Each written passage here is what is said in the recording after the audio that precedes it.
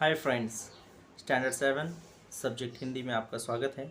आज हम व्याकरण विभाग में उद्देश्य व विधेय, जिसे आप इंग्लिश में जानते हैं सब्जेक्ट एंड प्रेडिकेट, ये टॉपिक लेने वाले हैं।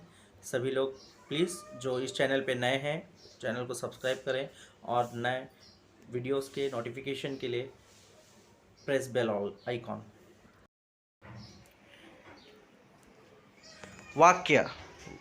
वाक्य की परिभाषा पहले देखते हैं। वाक्य क्या होता है, यानी सेंटेंस क्या होता है। सबसे पहले उसके भेदों को जानने के पहले हमें वाक्य की जानकारी लेनी आवश्यक है। वाक्य की परिभाषा: सार्थक या उचित शब्दों के व्यवस्थित समूह जिससे कोई उचित अर्थ प्रकट होता है। यानी सार्थक या उचित शब्द यानी सार्थक यानी करेक्ट एंड उचित शब्द यानी अप्रोप्रिएट वर्ड्स। सार्थक और उचित शब्दों के व्यवस्थित समूह यानी कोई भी जो हम शब्द लिखते हैं किसी भी वाक्य को बनाते समय वो क्या होने चाहिए, सीक्वेंस में होने चाहिए। यदि वे सीक्वेंस में नहीं है, एक क्रमानुसार नहीं है, तो वो वाक्य की निर्मिति नहीं करते हैं।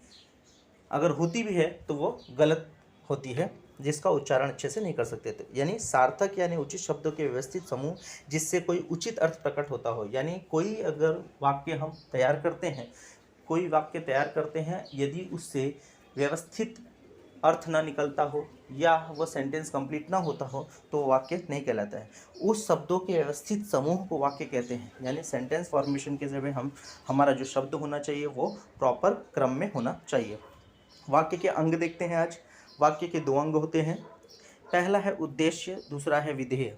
जिसे उद्देश्य को हम साधारण भाषा में समझ सकते हैं कर्ता यानी सब्जेक्ट, और विधेय यानी कर्म, जिसे हम समझते हैं कर्म यानी उसका कोई काम, जिसे आप इंग्लिश में समझते हैं कर्ता यानी सब्जेक्ट एंड विधेय यानी प्रेडिकेट।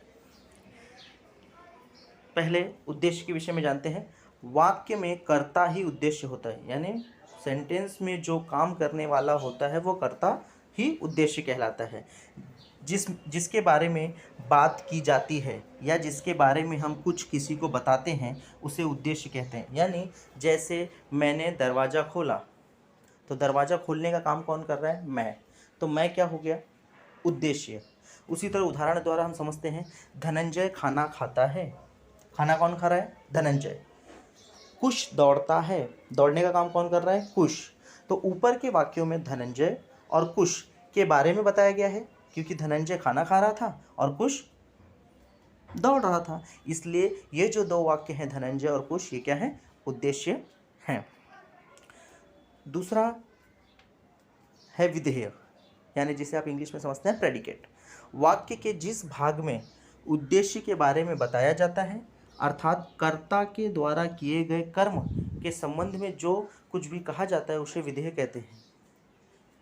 यानी मैंने दरवाज़ा खोला, ये हमने उदाहरण देखा था।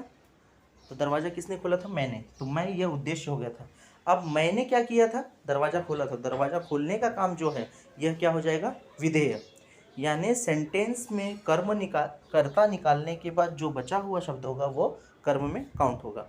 उदाहरण जैसे पहले हमने देखा था धनंजय खाना खाता है, तो धनंजय क्या हो गया था? उद्देश्य। अब यहाँ धनंजय क्या कर रहा है? खाना खाने का काम कर रहा है, तो खाना खाता है यह विधेय होगा। और कुश दौड़ता है, इसमें से कुश यह उद्देश्य था, तो उद्देश्य के द्वारा किया गया कार्य क्या होता है?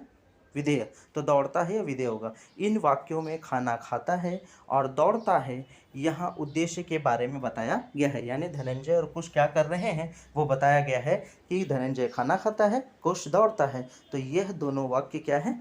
विधेय हैं। कुछ और उदाहरणों द्वारा समझते हैं। यहाँ जितने भी आप देखेंगे सेंटेंस में सफ़ेद रंग में जो भी होगा, वाइट रंग में, वह उद्देश्य है और बचे हुए शब्द विधेय। इस तरह आप उद्देश्य और विधेय के उदाहरणों के माध्यम से समझ सकते हैं। कुछ उदाहरण हम देख लेते हैं। आजकल कोई भी किसी का साथ देने को तैयार नहीं। आजकल कोई भी, तो कोई भी क्या है? जो किसी का साथ नहीं देना चाहता। तो कोई भी के साथ आजकल लगा है, तो आजकल कोई भी यह उद्देश्य हो गया। और कर्म क्या कर रहा है? कोई भी किसी का साथ देने को तैयार नहीं है, यह विधेय हो जाएगा। दूसरा है मोहन तो सुरेश का भाई है। कौन सुरेश का भाई है? मोहन। तो मोहन के साथ तो वर्ड लगा, तो ये उसी के साथ चला जाएगा। मोहन तो सुरेश का भाई है, यह बचा हुआ वाक्य विधेय कहलाएगा। वह अच्छा लड़का है, कौन अच्छा लड़का है? वह, तो वह हो जाएगा उद्देश्य, और वह क्या है? अच्छा लड़का है, अच्छा लड़का हो जाएगा विधेय। इस तरह आप लोग उद्देश्य और विधेय को, यानी इंग्लिश में जिसे आप समझते हैं सब्जेक्ट या प्रेडिकेट, इस तरह आप आसानी से समझ सकते हैं।